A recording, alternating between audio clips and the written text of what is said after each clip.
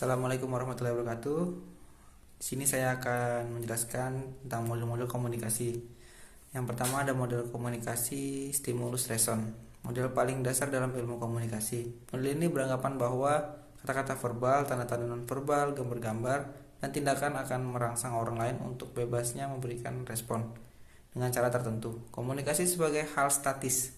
Manusia dianggap berperilaku karena kekuatan dari luar atau stimulus, bukan berdasarkan kehendak, keinginan, atau kemauan kebebasannya. Model selanjutnya ada model Aristoteles, merupakan model yang paling klasik dalam ilmu komunikasi, atau disebut juga model retorikal.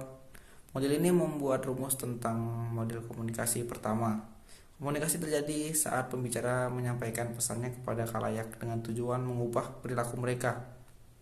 Dalam buku retorika terdapat 3 unsur, yaitu ada pembicara, pesan, dan pendengar. Model Laswell. Model ini menggambarkan komunikasi dalam ungkapan siapa, mengatakan apa, dengan medium apa, kepada siapa, dan pengaruh siapa. Menjelaskan tentang proses komunikasi dan fungsi-fungsinya terhadap masyarakat. Laswell berpendapat komunikasi memiliki 3 fungsi sebagai pengawasan lingkungan, respon masyarakat terhadap lingkungan, dan warisan sosial. Selanjutnya ada model Shahnun dan Weaver.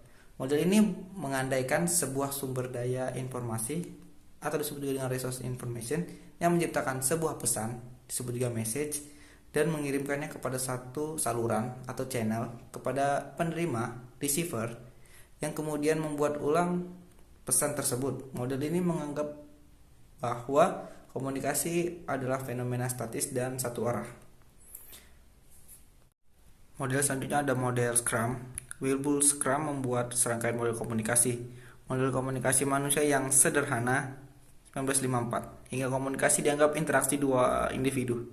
Model yang kedua, Scrum, memperkenalkan gagasan bahwa kesamaan dalam bidang pengalaman, sumber, dan sasaranlah yang sebenarnya dikomunikasikan. Proses feedback penting dalam komunikasi karena membuat kita tahu bagaimana pesan kita ditafsirkan. Selanjutnya ada model Newcomb Theodore Newcomb tahun 1953, melihat komunikasi dari pandangan sosial psikologi. Model ini juga dikenal dengan nama model ABX. Model ini menggambarkan bahwa seorang A mengirim informasi kepada orang lain, si B, tentang sesuatu X. Dalam model ini komunikasi adalah suatu hal yang lumrah dan efektif yang membuat orang-orang dapat mengorientasikan diri mereka kepada lingkungannya. Selanjutnya ada model Westernly dan McLaren. Model ini berbicara dalam dua konteks, komunikasi interpersonal dan massa. Interpersonal, umpan balik berlangsung cepat dan langsung. Sedang di komunikasi massa, umpan balik bersifat tidak langsung dan lambat. Dalam komunikasi interpersonal, model ini terdapat 5 bagian, yaitu ada orientasi, subjek, pesan, sumber, penerima, umpan balik. Selanjutnya ada model Gerber-Ner. Model ini merupakan perluasan dari model komunikasi milik Laswell, terdiri dari model verbal dan model diagramatika. Model verbal, seseorang mempersepsikan dan bereaksi dalam situasi melalui suatu alat untuk menyediakan materi dan konteks yang mengandung isi. Model diagramatik, seseorang mempersepsi kejadian dan mengirim beberapa pesan untuk pemancar yang akan mengirim sinyal kepada penerima. Selanjutnya ada model Berlo. Model ini hanya memperlihatkan proses komunikasi satu arah dan hanya terdiri dari 4 komponen, yaitu ada sumber, pesan, saluran, dan penerima. Tidak ada umpan balik. Selanjutnya ada model DeFleur. Model ini merupakan model komunikasi massa dengan menyisipkan perangkat media massa dan perangkat umpan balik.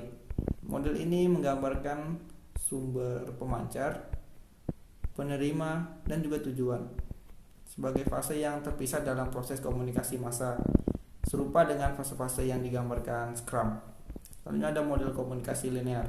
Model komunikasi ini dikemukakan oleh Claude Shannon dan juga Werner Weaver pada tahun 1949 dalam buku The Mathematics of Communication. Komunikasi sebagai proses linear karena tertarik pada teknologi radio dan telepon.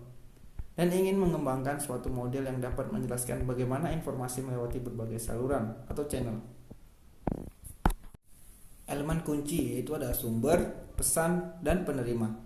Model linear berasumsi bahwa seseorang hanyalah pengirim atau penerima. Selanjutnya ada model interaksional. Dikembangkan oleh Wilhelm Schramm, model interaksional ini dikemukakan pada tahun 1954 yang menekankan pada proses komunikasi dua arah di antara para komunikator. Komunikasi berlangsung dua arah, dari pengirim dan kepada penerima, dan dari penerima kepada pengirim. Prosesnya dia melingkar, yaitu ada sumber dan penerima mempunyai kedudukan yang sederajat.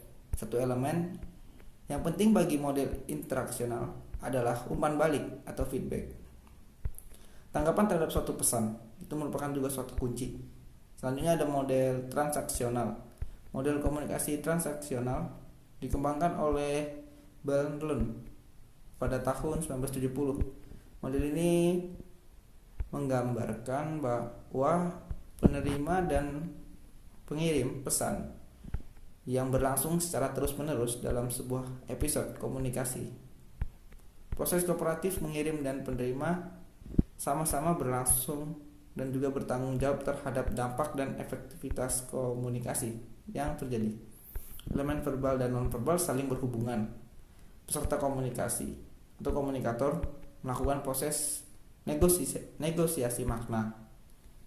Mungkin itu saja model-model yang bisa dapat saya sampaikan. Kurang lebihnya saya mohon maaf. Wassalamualaikum warahmatullahi wabarakatuh.